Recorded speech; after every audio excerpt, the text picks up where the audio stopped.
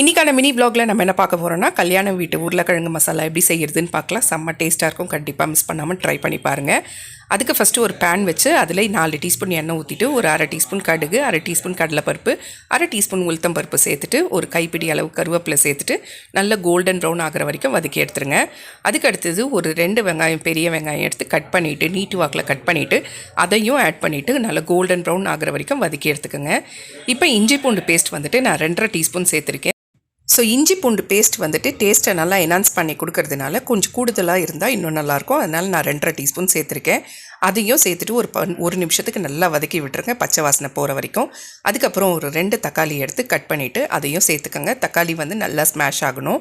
அது வரைக்கும் இதெல்லாம் நல்லா வதக்கிட்ட பிறகு இப்போ மசாலாஸ்லாம் ஆட் பண்ணிடலாம். 1 teaspoon chilli powder, 1 teaspoon coriander powder, 1 teaspoon வந்துட்டு ஜீரகத்தூள், 1 டீஸ்பூன் சோம்புத்தூள், 1.5 டீஸ்பூன் கரம் மசாலா, உப்பு வந்து தேவையான அளவு. அடுத்தது வந்துட்டு மஞ்சத்தூள் வந்து ஒரு அரை டீஸ்பூன் மட்டும் சேர்த்துக்கோங்க.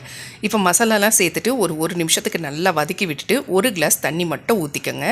ஊற்றிட்டு மீடியம் ஃப்ளேமில் வச்சு ஒரு தட்டு போட்டு மூடி ஃபஸ்ட்டு மசாலாவை நல்லா கொதிக்க விட்டுருங்க. அதுக்கப்புறம் நான் ஏற்கனவே ஒரு 4 உருளைக்கிழங்கு எடுத்து வேக வச்சு தோல் உரித்து கட் பண்ணி வச்சுருக்கேன். ஸோ இப்போ தண்ணி நல்லா ட்ரையப் ஆன பிறகு நம்ம உருளைக்கிழங்கு சேர்த்துக்கலாம். சேர்த்துட்டு நல்லா அந்த மசாலாவோட கலரி விட்டுட்டு திருப்பி ஒரு தட்டு போட்டு மூடி ஒரு 3 நிமிஷத்துக்கு ஸ்லோ ஃப்ளேமில் வச்சு விட்டுருங்க. ஒரு 3 நிமிஷத்துக்கு அப்புறம் தட்டை ஓப்பன் பண்ணிவிட்டு லைட்டாக எண்ணெய் ஊற்றிட்டு உருளைக்கிழங்கை கொஞ்சம் ஒரு ஸ்லோ ஃப்ளேமில் வச்சு ஒரு நிமிஷத்துக்கு அப்படியே அந்த எண்ணெயிலேயே பெரட்டி எடுங்க. லாஸ்ட்டாக கொத்தமல்லி போட்டு இறக்கிடுங்க. செம்ம டேஸ்ட்டான உருளைக்கிழங்கு மசாலா ரெடி ஆயிடுச்சு. கண்டிப்பாக ட்ரை பண்ணி பாருங்கள்.